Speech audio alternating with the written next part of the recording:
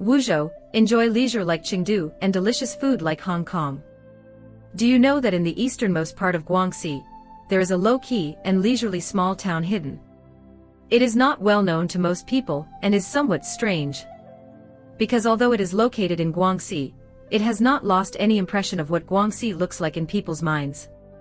On the contrary, this place exudes a strong Cantonese-style atmosphere. Wuzhou is the birthplace of Cantonese, and has been the political, economic, and cultural center of Lingnan region for a long time in the past. As one of the oldest cities in Guangxi province, this city has experienced prosperity and flourishing. It has been the water gateway of Guangdong and Guangxi since ancient times, gathering merchants and traders for thousands of miles. In the 1920s and 1930s, Wuzhou was also the industrial, commercial, and financial center of Guangxi. At its peak, it once supported 70% of Guangxi's fiscal revenue, and was dubbed the Little Hong Kong. Now, a century has passed, and the prosperity has faded away. Time is leisurely, which is the main theme of Wuzhou. As an important port city on the ancient maritime Silk Road, Wuzhou has a unique geographical location and carries the prosperity of maritime civilization. The mountains, rivers, and streams here are like a beautiful painting.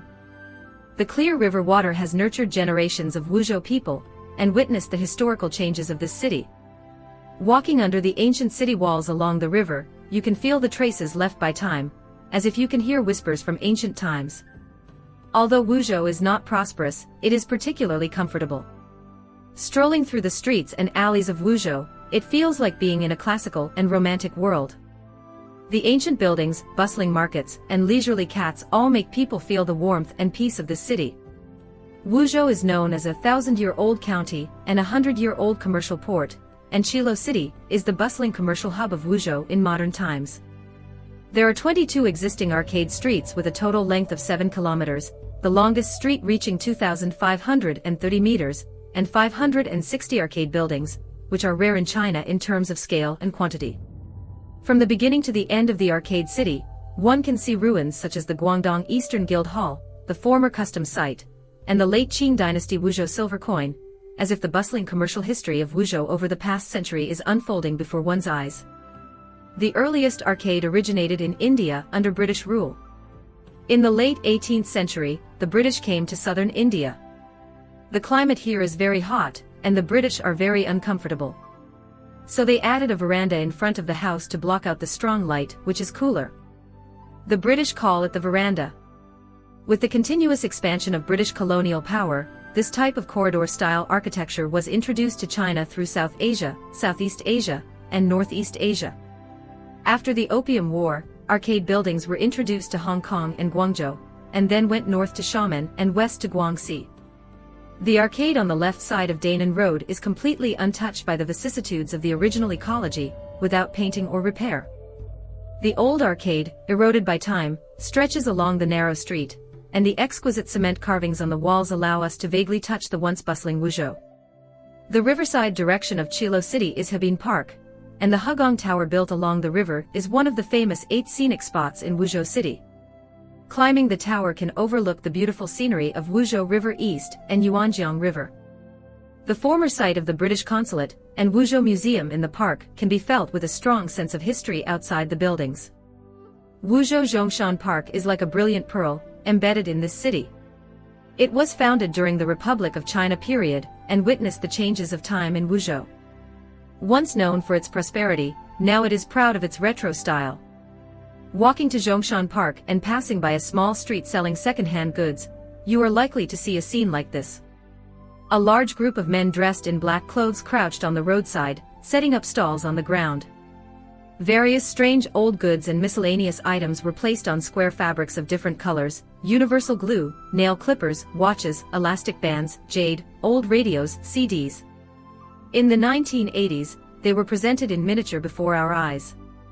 Along the slightly steep steps winding upwards, reaching the top of the mountain, a huge golden statue of the Dragon Mother, 38 meters high, came into view, shining brightly, solemn and spectacular. 5 dragons intertwined and accompanied her, guarding Wuzhou City with loving eyes, making people feel awe. Baiyun Mountain is the highest peak in Wuzhou City, with a remote connection to the 5 ridges and overlooking the 3 rivers. Here, the trees are lush and the relative humidity is high, and there are often clouds and mist lingering in the mountains. The ecological environment is good, and it is a natural green barrier in the northeast of Wuzhou city. Longtan Waterfall, with roaring water and spectacular scenery. Standing in front of the waterfall, you can feel the majestic momentum and endless charm of nature. Xizhou Village, with Xizhou Island as the main body and Chengdu Water Conservancy hub dam passing through the tail of the island, is like a pearl embedded in a rippling reservoir. The three rivers intersect, surrounded by water on all sides, and the scenery is beautiful. Wuzhou is a city with a unique flavor. Wuzhou, located at the intersection of Guangdong and Guangxi provinces, is surrounded by green mountains, green waters, fertile land, and suitable living conditions. It not only cultivates the peaceful living habits of Wuzhou people, but also provides abundant ingredients for their dining tables. Wuzhou has been a port for over 100 years, with wealthy merchants and tycoons traveling through Yunnan, Guizhou, and Sichuan, entering and leaving Guangdong, Hong Kong, and Macau, pioneering the fusion of flavors and characteristics of Wuzhou cuisine from Guangdong, Guangxi, Yunnan, Guizhou, and other regions. Smart Wuzhou people have extracted their own Wuzhou flavor from it.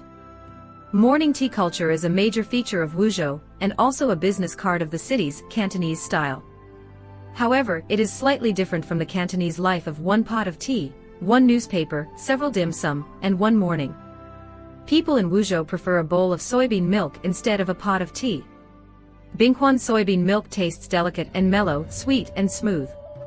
It is accompanied by fried milk, fried dumpling, fried spring rolls, deep-fried dough sticks, rice noodles, horseshoe cakes, sakama, salt water corner and other desserts, which make people feel happy.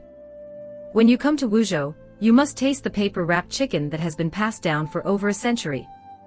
According to records, starting from the Xianfeng period of the Qing dynasty, paper-wrapped chicken was listed as the main dish for guests invited to banquets in Wuzhou Prefecture, and later became a well-known dish in Wuzhou. Paper-wrapped chicken is made from Sanhuang chicken as raw material, marinated with soy sauce, scallions, etc., wrapped in jade paper, and cooked with paper separated. The chicken is fresh and tender, with a golden color, a perfect combination of color, aroma, and flavor, and a rich broth that makes it unforgettable for diners. Wuzhou scallion oil fish is also unique. The fried dry fish skin sucks the scallion oil into the fish skin, which is tender, sweet, and salty. Half of the happiness of Wuzhou people comes from river noodles. The river noodles here are fine, smooth, and elastic, with a delicate taste. As the signature beef brisket powder, the soup base is very rich, and the beef brisket is soft and tender, making it easy to capture your taste buds with just one bowl. The most nostalgic snack in Wuzhou is undoubtedly stir-fried snails. Put the newly purchased live snails in clean water for 1 to 2 days to remove any mud, and then cut off a small amount of the snail tail.